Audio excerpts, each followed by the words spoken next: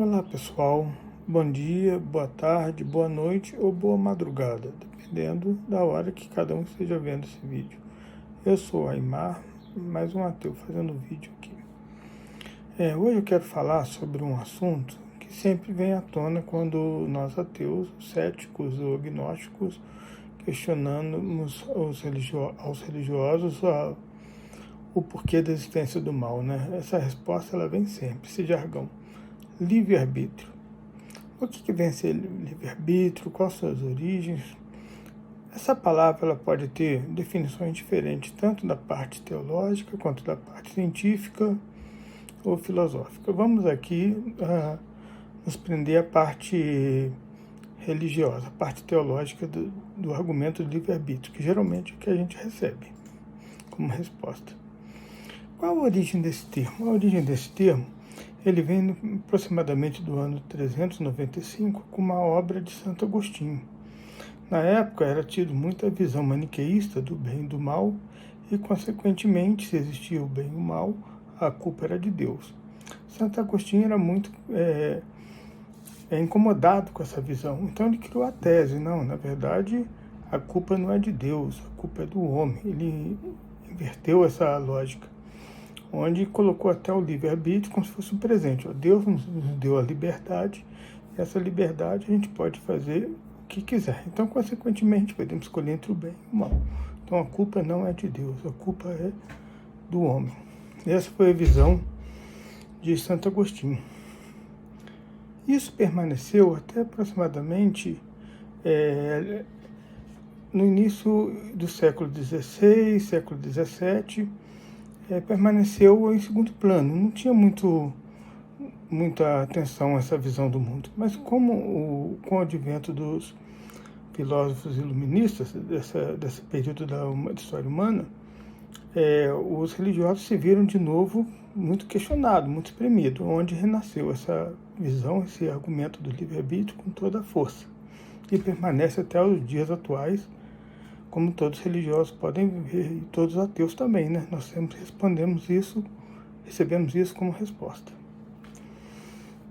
Mas o livre-arbítrio nada mais é do que um tiro no pé na humanidade. A ciência mesmo refuta o livre-arbítrio. A língua portuguesa refuta o livre-arbítrio. A própria Bíblia refuta o livre-arbítrio. Como assim? Por que um tiro no pé? O livre-arbítrio, ele reverte todo o entendimento humano, né? Ele faz uma inversão de valores. Por que isso? O senso comum é sempre culpar as pessoas de maior importância. Fazer uma analogia aqui, por exemplo, com a política. Por que nós sempre culpamos o presidente, um governador, ou um deputado, senador, e não um funcionário administrativo desse departamento, ou da presidência, ou da Câmara, ou de onde for? É porque é o seguinte, quem pode fazer algo realmente de relevante são pessoas que têm poder da caneta. Eles têm poder de mudar algo. Os funcionários não, só recebem ordem. Por isso não tem como fazer muitas coisas. Aí nós questionamos, criticamos quem? O presidente fez coisa errada, ou a Câmara fez coisa errada, e por aí. Porque eles têm poder para fazer. O mesmo vale de um juiz, um ministro do Supremo, e por aí. Só que com livre-arbítrio, não. Esse entendimento é invertido. Eles tiram a culpa do ser principal, do ser poderoso, né? No caso Deus, que é o ser todo-poderoso, e joga essa responsabilidade em seres frágeis, em seres fracos e sem poder nenhum. É um poder relativo, né? Onde vem o máximo que uma pessoa pode fazer é dentro daquele escopo, daquele jargão. Eu faço a minha parte. Ok, você pode fazer a sua parte, mas em termos significativos e no mundo, não pode fazer muita coisa. Eu, por exemplo, não posso fazer muita coisa para mudar uma política de Estado. Um presidente, um governador, ou mesmo um deputado, senadores podem fazer alguma coisa, lançar um projeto, o presidente pode vetar ou aceitar. Então, quanto maior o poder, maior a responsabilidade. Por isso que o argumento do livre-arbítrio é um tiro no pé na humanidade, porque reverte esse entendimento. Coloca a culpa na humanidade, que são seres fracos, e tira de um ser todo-poderoso. Esse é um dos primeiras partes que refuta o livre-arbítrio. O segundo é a própria ciência refuta. Tem um vídeo da neurocientista Suzana Herculano, eu vou até colocar na descrição desse vídeo, até o minuto lá, que o vídeo é extenso, onde ela fala que, na verdade, o ser humano não decide. Nós temos o subconsciente que, antes da gente saber, já tomou a decisão para muitas coisas. Então, o próprio livre-arbítrio ali, eu escolhi pelo caminho A, B ou C, muitas vezes nem a gente que escolhe, tá certo? Há estudos sobre isso pela ciência. Então, mostrando de novo que a própria ciência refuta a ideia desse livre-arbítrio. E a língua portuguesa também refuta. Por que a língua portuguesa também refuta? É uma coisa muito complicada. Primeiro, nós temos que entender a definição da palavra livre. O que é liberdade?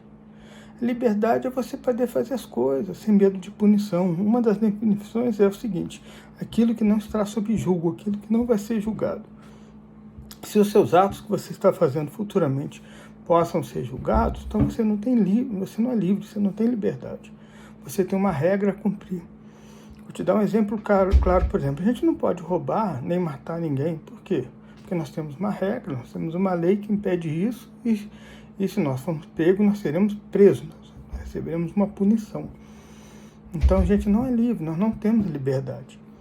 O que seria liberdade no caso? Liberdade se as nossas consequências, se as nossas decisões sofressem somente consequências e não punição. Um exemplo, por exemplo, um jovem não estudou, consequentemente não passou de ano. Então sim, não houve punição.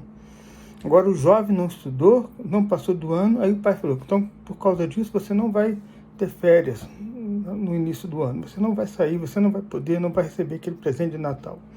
Isso é punição. Então, ele também não tem o livre-arbítrio de não estudar. Por quê? Porque pode existir uma punição. Então, temos que entender a definição de liberdade, consequência e punição. Se suas ações só gerir consequência, ok, você é livre. Mas se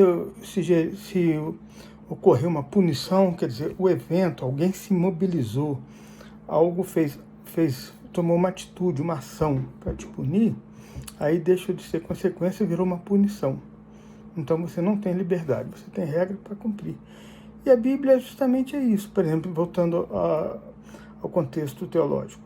A Bíblia é um livro de regras e que se você não cumprir aquelas regras, você será jogado no inferno por toda a eternidade. Então não existe a liberdade. Você tem uma regra, regras bem complexas a ser seguidas, que mesmo os religiosos não conseguem seguir essas regras. O que eles fazem? Eles mudam o entendimento, mudam o contexto, falam que aquilo caiu em desuso, porque Jesus trouxe uma boa nova, as leis antigas não funcionam mais, e todas essas enrolações que nós sabemos. Certo? Então é por aí que a própria língua portuguesa refuta também a ideia de livre-arbítrio. Como a língua portuguesa, acredito que outras línguas também devem ter uma definição semelhante. E a própria Bíblia refuta o livre-arbítrio. Por que isso? Nós podemos ver, entre várias passagens, vou colocar duas aqui, que são muito significativas nesse contexto que eu estou falando, do livre-arbítrio.